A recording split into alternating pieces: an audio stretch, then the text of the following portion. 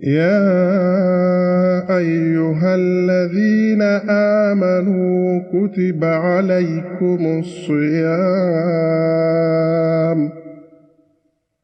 كما كتب على الذين من قبلكم لعلكم تتقون.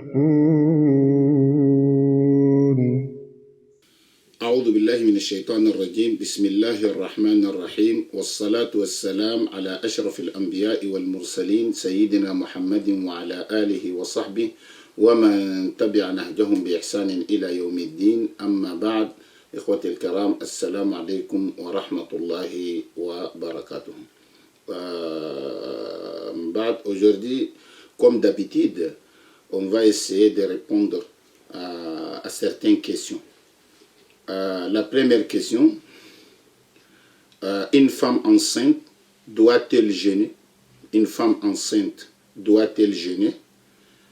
La réponse est que une femme enceinte, normalement, si tout va bien, elle jeûne. La grossesse n'empêche pas le jeûne. Ça veut dire une femme enceinte, elle jeûne. Maintenant, si elle a eu peur pour elle-même, pour sa santé, ou bien elle a eu peur pour son fœtus, dans ces cadres-là, elle va prendre le statut de malade. Elle devient comme un malade. Donc ça veut dire, normalement, une femme enceinte, si tout va bien, elle jeûne. On ne dit pas d'office à une femme enceinte de ne pas jeûner. Ça, c'est pas correct. Parce qu'il y a certains qui pensent que quand une femme qui est enceinte, donc d'office, automatiquement, elle ne doit pas jeûner. Non, ce n'est pas comme ça. Si tout va bien, une femme enceinte jeûne. Maintenant, s'il y a des problèmes, elle a eu peur à sa santé elle-même, ou bien pour son fœtus, dans ce cadre-là, elle prend le statut d'un malade. Donc, ça veut dire elle peut rompre les jeûnes et elle rattrape après. Parce que Allah subhanahu wa ta'ala dit وَمَنْ كَانَ مِنْكُمْ مَرِيضًا أَوْ عَلَى سَفَرٍ فَعِدَّةٌ مِنْ أَيَّامٍ أُخَرٍ. Allah subhanahu wa ta'ala dit dans les sens de traduction, et quiconque est malade ou en voyage, alors qu'il jeûne un nombre égal d'autres jours. Il jeûne un nombre égal d'autres jours. Donc la femme enceinte, si elle a eu peur à sa santé elle-même ou à son fœtus, dans ce cadre-là, elle peut rompre les jeûnes, mais elle rattrape les jeûnes après, parce qu'Allah subhanahu wa ta'ala dit dans le sens de tradition, et quiconque est malade ou en voyage, alors qu'il jeûne un nombre égal d'autres jours. Donc, comme je dis, elle est comme les autres. Comme Allah subhanahu wa ta'ala dit, فَمَنْ شَهِدَ مِنْكُمُ الشَّهْرَ فَلْيَصُمْ. Ça inclut tout le monde. فَمَنْ شَهِدَ مِنْكُمُ الشَّهْرَ فَلْيَصُمْ. La traduction du sens, donc quiconque d'entre vous est présent en ces mois, qu'il jeûne, ça inclut même les femmes enceintes. Donc voilà. Mais j'aimerais ajouter quelque chose. Une femme qui est enceinte, il faut savoir, il y a certains moments difficiles, surtout vers la fin des jeûnes, surtout les 3 premiers mois et les 3 derniers mois avant l'accouchement. Souvent, il peut avoir des complications. C'est mieux que cette femme consulte son médecin et ce que le médecin dit. Mais quand on dit un médecin, il faut que ce soit un médecin fiable, sûr, fiable. Quand je dis fiable, je veux dire qu'il y a certains médecins qui n'aiment même pas l'islam et souvent islamophobes. Pour empêcher les gens à jeûner, ils vont dire ne pas jeûner. Même s'il y a ils peuvent dire ne pas jeûner. Donc c'est pour cela qu'il faut avoir un médecin fiable qui répond à ça, comment ça s'appelle, et son avis vraiment est considéré ici pour que les femmes jeûnent ou elles ne jeûnent pas. Quand je dis les femmes jeûnent, si tout va bien, normal. Mais s'il y a des complications ou des choses ou maladies, c'est mieux de voir son médecin et le médecin sûr, s'il dit qu'elle ne gêne pas, il ne gêne pas dans ces cadres-là. Wa billahi tawfiq. Ça, c'est la première question. Il y a une deuxième question. Peut-on distribuer la fidya à un non-musulman? La fidya, ça veut dire... Que veut dire la fidya? La fidya, quelqu'un qui ne peut pas jeûner. Ça veut dire quelqu'un qui est trop âgé, trop âgé, il ne pourra pas résister au jeûne, ou quelqu'un qui a une maladie chronique qui l'empêche à jeûner. Quelqu'un qui a du cancer souvent, quelqu'un qui a certaines diabète, cas de diabète, etc. Donc, ce sont des maladies chroniques à vie. Eux, il ne pourra pas jeûner avec. Dans ce cadre-là, on lui dit de nourrir un pauvre par jour. C'est ça qu'on dit le fidya. Le fidya, donc, nourrir un pauvre par jour à la place du jeûne. Ce fidya, c'est donné à un musulman et n'est pas destiné aux non-musulmans. C'est une adoration, c'est des choses spécifiques destinées à un musulman, mais pas aux non-musulmans. Et quand on ne dit pas aux non-musulmans, et si on a l'habitude, les gens quand ils disent que c'est, quand on dit la fidya c'est pour les musulmans, ils parlent de communautarisme, l'islam n'a pas d'ouverture vers les autres, c'est pas comme ça. Pourquoi c'est pas comme ça? Parce que même la zakat légale, l'aumône légale même dans l'islam qui est considéré comme un pilier, يقول الله سبحانه وتعالى dit dans ça إنما الصدقات للفقراء والمساكين والعاملين عليها والمؤلفة قلوبهم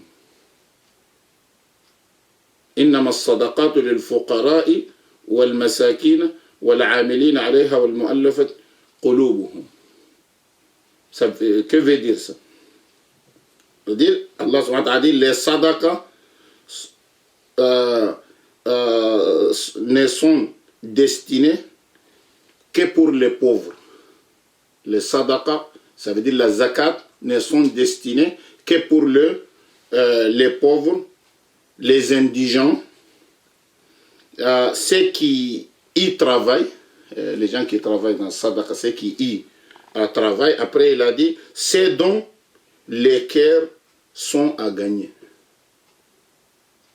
C'est qui le cœur, c'est dont les cœurs sont à gagner. C'est dont les cœurs sont à gagner, ce sont les non-musulmans.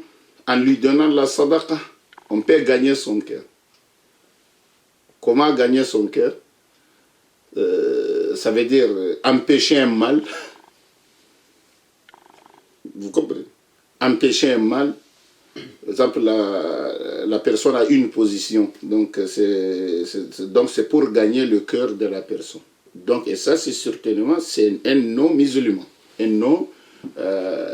non-musulman.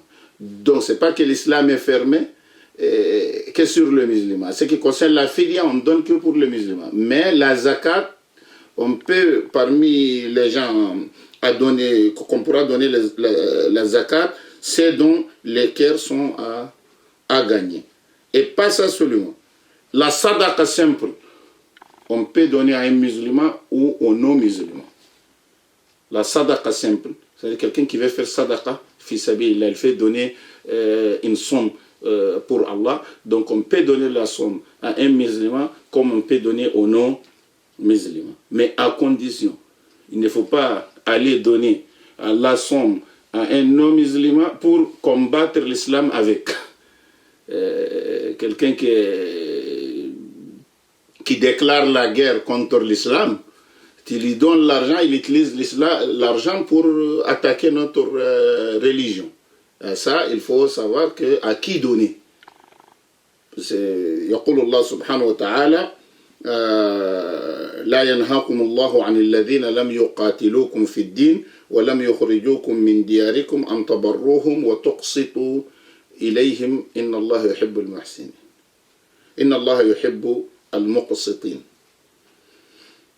الممتحنة الآية 8. Allah subhanahu wa ta'ala dit, voilà l'essence de traduction de ce que j'ai cité. لا ينهاكم الله عن الذين لم يقاتلوكم في الدين ولم يخرجوكم من دياركم أن تبروهم وتقسطوا إليهم إن الله يحب المقسطين.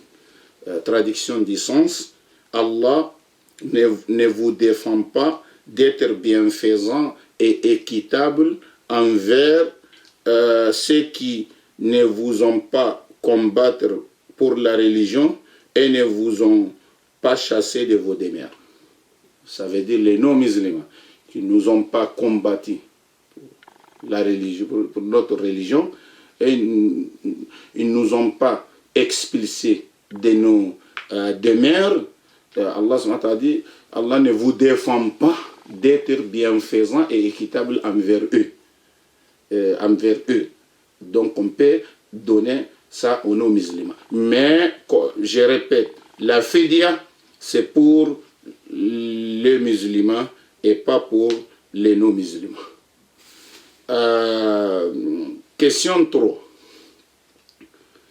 Ils ont dit, a-t-on le droit d'émettre une crème sur les lèvres en cas de maladie, par exemple le bouton de fièvre, pendant les jeûnes des mois de Ramadan? Est-ce qu'on peut mettre des crèmes, mettre une crème sur les lèvres et tout?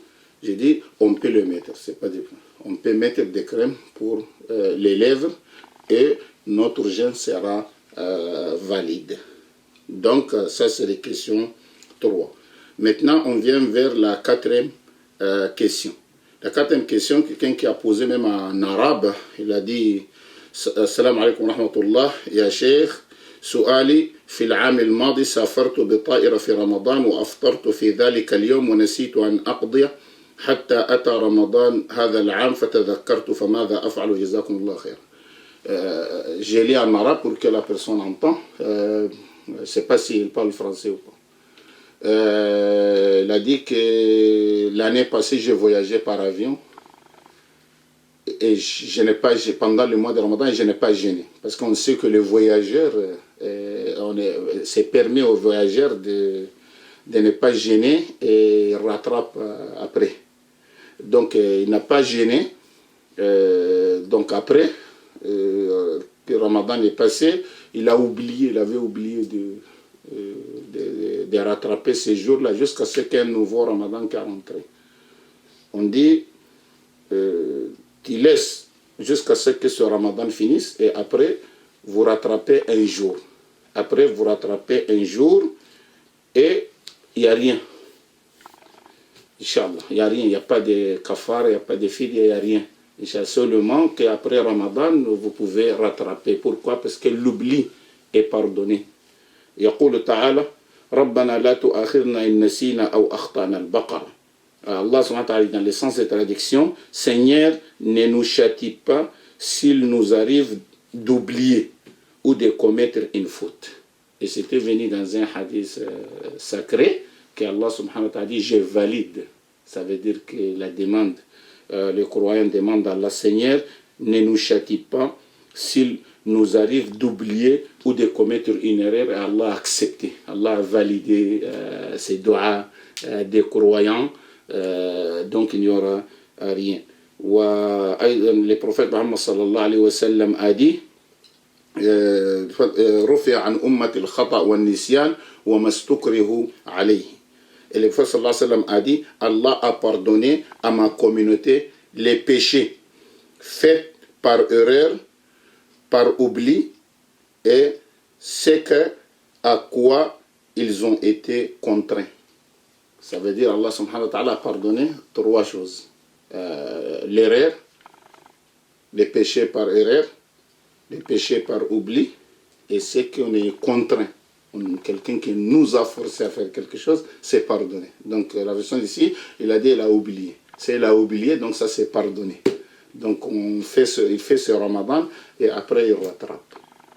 Wa sallallahu alayhi wa sallam.